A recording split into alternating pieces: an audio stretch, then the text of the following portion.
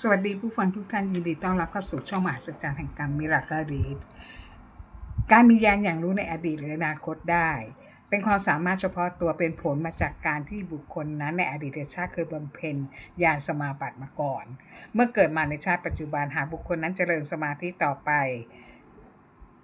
ก็มีเหตุปัจจัยบางอย่างเกื้อหนุนให้เกิดความพร้อมและเหมาะสมย่อมสามารถมองเห็นอดีตหรืออนาคตได้เรียกว่าอภิญญาจิตการที่มีบุคคลในสังคมชั้นสูงมีชีวิตอยู่ท่ามกลางความทันสมัยและเจริญด้วยวัตถุ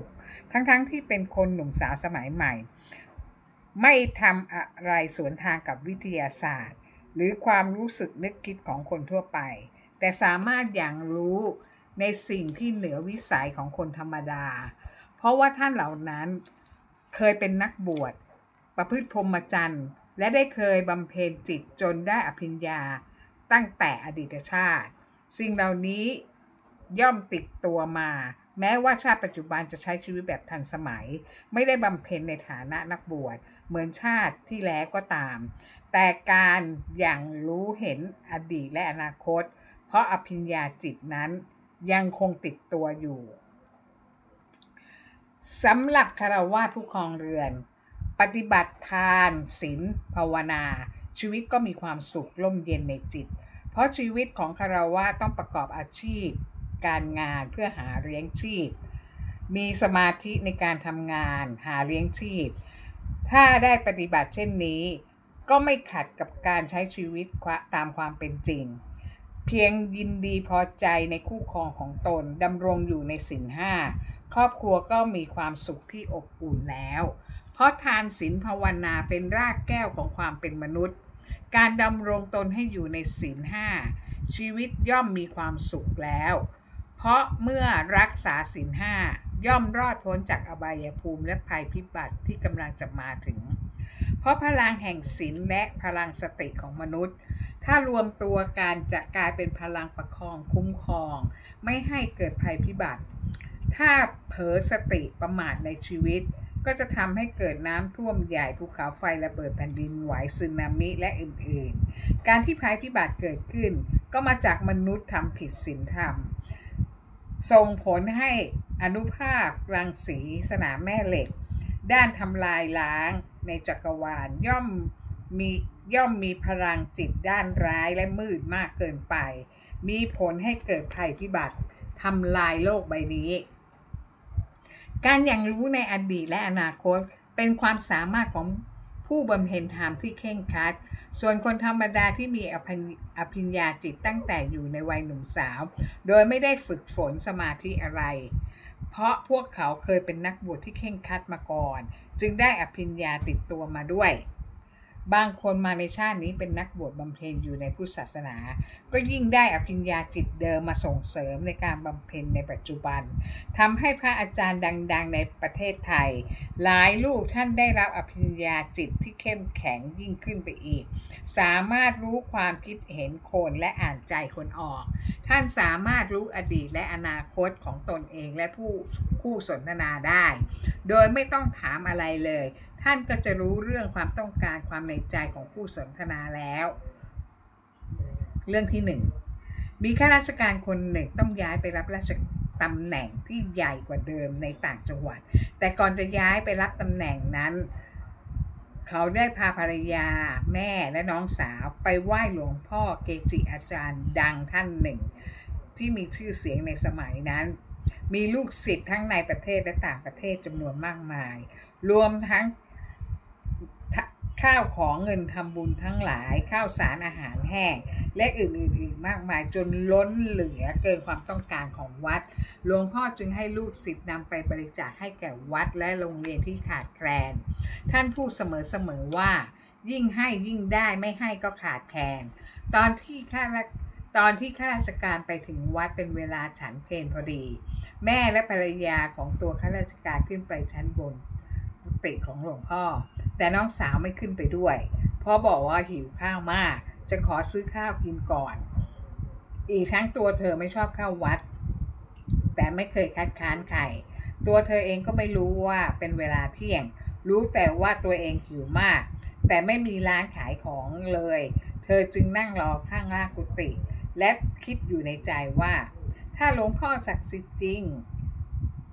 ดังที่ข่าวล่ำลือตอนนี้ฉันหิวข้าวมาก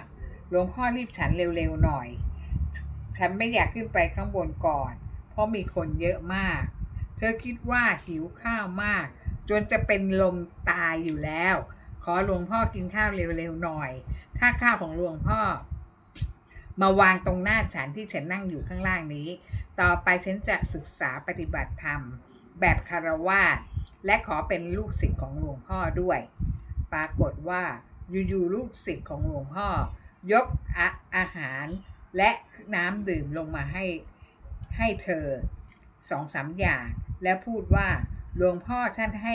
สั่งให้เอาข้าวและอาหารน้ำมาให้คุณกินเพราะคุณหิวและกำลังจะเป็นลมหน้ามืดเธอตกใจมากที่ลูกศิษย์พูดทุกคำพูดที่ตรงกับความในใจที่เธอคิดทุกอย่างโดยเธอไม่ได้พูดให้ใครฟังเลยลูกศิษย์บอกว่า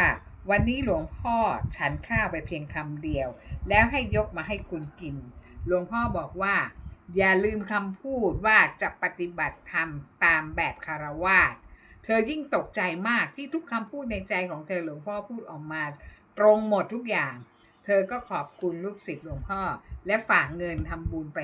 500แต่ลูกศิษย์ไม่รับบอกให้ขึ้นไปทำบุญกับหลวงพ่อเองพอเธอกินข้าวเสร็จเธอก็ขึ้นไปบนกุฏิของหลวงพ่อจะทำบุญ500ตามที่ตั้งใจไว้พอขึ้นไปข้างบนยิ่งตกใจมากคนแน่นจนไม่มีที่ยืนเลยหลวงพ่อบอกให้ทุกคนหลีกทางให้เธอเดินเข้าไปทำบุญหยอดตู้บริจาคหน่อยทุกคนก็หลีกทางให้พอหยอดตู้เสร็จเธอก็รีบลงมารอข้างล่างหลวงพ่อพูดแย่ว่าลูกศิษย์ที่มาที่นี่ทุกคนรอคิวเพื่อขอความช่วยเหลือต่างๆมีแต่เธอคนเดียวที่ไม่ขออะไรขอกินแค่ข้าวจานเดียวเท่านั้นทุกคนต่างก็หัวเราะเป็นเรื่องขบขันเรื่องที่2มีคนกลุ่มหนึ่งเป็นผู้หญิง13คน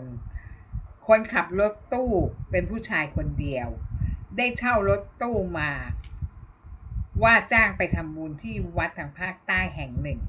ใช้เวลาเดินทาง3 วัน 2 คืนค่าใช้จ่ายในการเช่ารถตู้ค่าอาหารแชร์กันออกทุกคน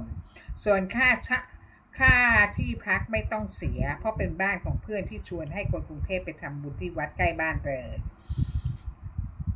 ดังนั้นทุกคณะทำบุญจึงออกเดินทางตั้งแต่เช้าเพื่อจะได้ถึงเป้าหมายเร็วๆไม่ดึกเกินไปแล้วจะได้พักผ่อนผู้หญิง13ใน13คนนี้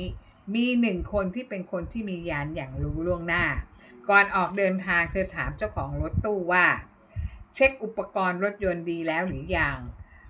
ไม่ใช่ไปเสียกลางทางจะลำบากในการหาซื้ออะไหล่รถยนต์นะคนขับรถบอกว่าเช็คทุกอย่างแล้วเพิ่งเอาไปเข้าอู่ซ่อมและไปเอาออกมาพร้อมเดินทางปลอดภัยเธอก็ไม่พูดว่าอะไรเพราะคนขับรถไปถึงจังหวัดสุราษฎร์แวะเติมน้ำมันและพักทานอาหารกลางวันเข้าห้องน้ำเพราะทานมื้อกลางวันเสร็จอยู่ๆมีผู้หญิงคนหนึ่งดันมองไปเห็นนกฮูกเกาะเต็มต้นไม้หลาย10 ตัวแล้วทักว่าดูนั่นสินกอะไรก็ไม่รู้มันมองพวกเราอยู่น่ะน่ารักจังเลยทุกคนก็มองตามที่เพื่อนชี้ให้ดูพอทุกคนเห็นตกใจกันหมดทุกคนบอกว่าจะบ้าหรือยังไงทักทำไมอยู่ระหว่างเดินทางไม่ให้ทักอะไรนี่มันนกคู่รังของนกคู่ทั้งนั้นเลยมันถึงอยู่เป็นหลาย10 ตัวสงสัยการเดินทางจะมีอุปสรรคแล้วพูดไม่ทันขาดคำคนขับรถตู้ก็มาบอกว่ารถของเขายางแตกขอเวลาไปซ่อมยางรถก่อนเดี๋ยวจะหารถไปซ่อมที่ร้านซ่อมอยู่ห่างออกไปจากตรงนี้5 กิโลเท่านั้นพ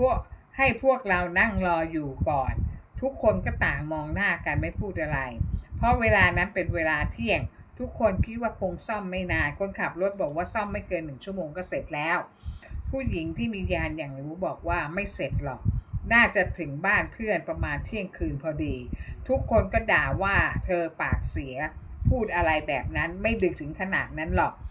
เธอก็ยืนยันว่าถึงเที่ยงคืนแน่นอนปรากฏว่านาง13คนนั้นรออยู่ที่ปั๊มน้ำมันจากเที่ยงวันจนถึงบ่าย3 โมงก็ไม่เห็นคนขับรถมาก็โทรตามคนขับรถบอกว่าถึงไหนแล้วคนขับรถตอบว่ากำลังขับรถไปซื้ออะไหล่ในตัวเมืองจังหวัดสุราษฎร์หาอะไหล่ยังไม่ได้ถ้ารอไม่ไหวก็ให้นั่งรถมาที่ร้านซ่อมรถห่างจากปั๊มไป5 กิโลมีอยู่ร้านเดียวจะเห็นรถตู้จอดอยู่หน้าร้านลงมาได้เลยพวกเราเห็นว่ามันใกล้เย็นแล้วเลยซื้ออาหารและน้ำติดไว้ไปกินเป็นอาหารมื้อเย็นเพราะทุกอย่างผิดแผนไปหมดคนอื่นก็ทดลองรอไปยืนโบกรถกระบะโดยขอโดยสารไปที่ร้านซ่อมรถซึ่งอยู่ห่าง5 กิโลเมตรแต่ไม่มีใครยอมให้โดยสารไปด้วยเลยเพราะกลัวถูกปล้นผู้หญิงคนที่มีญาณอย่างรู้ก็เลยพูดว่าไม่ต้องเสียเวลาหรอกรอให้ใกล้ๆ 1 ทุ่มก่อนจะมีรถกระบะสีเทา2 สามีภรรยาแวะมาซื้อของที่เซเว่นในปั๊มนี้ถึงเวลานั้นค่อยเดินไปพูดขอเธอติดรถไปลงที่ร้านอู่ซ่อมรถตอนนั้นเป็นเวลา3 โมงทุกคนก็บอกก็บ้าตายเสร็จนี่มันเพิ่งจะ3 โมงเย็นรอจนถึง1 ทุ่มก็ดึกตายไม่ต้องทำอะไรทุกคนก็ผัดกันไปยืนไม่เชื่อที่เธอพูดยืนโบกรถขอรถโดยสารก็ไม่มีใครยอมให้ติดรถไปด้วยเธอบอกเดี๋ยวใกล้ๆ1 ทุ่มเธอจะเดินไปเองคนอื่นๆก็พูดประชดว่ารอดูว่าจะจริงหรือเปล่าเพราะ12 คนเดินไปโบกรถแล้วไม่มีใครยอมให้โดยสารแล้วเธอคนเดียวจะมีคนให้ยอมให้ไปเหรอเธอไม่ตอบอะไรเธอบอกรอก่อนรอให้ใกล้ๆ 1 ทุ่มจะมีรถกระบะสีเทามาจอดที่หน้าเซเว่นซื้อของพอซื้อเสร็จค่อยเดินไปถามภรรยาพอถึงเวลานั้นใกล้ๆ 1 ทุ่มมีรถกระบะสีเทา2 สามีภรรยามาจอดซื้อของที่เซเว่นจริงๆพอซื้อเสร็จผู้หญิงคนที่มีญาณอย่างรู้ยืนรออยู่ก่อนแล้วใกล้ๆรถก็เข้าไปเล่าให้ฟังว่ารถตู้เสียจะไปทำบุญทางภาคใต้ตอนนี้ซ่อมรถอยู่ห่างจากตรงนี้ไป5 กิโลเมตรยังซ่อมไม่เสร็จขอโดยสารไปรอที่ร้านซ่อมรถตู้ได้ไหมพวกเรามีทั้งหมด13 คนแต่เป็นผู้หญิงล้วนไม่ต้องกลัวฝ่ายภรรยาฟังแล้วบอกได้แต่ให้ทุกคนนั่งที่กระบะท้ายรถนะไม่ให้เข้ามานั่งในตัวรถด้วย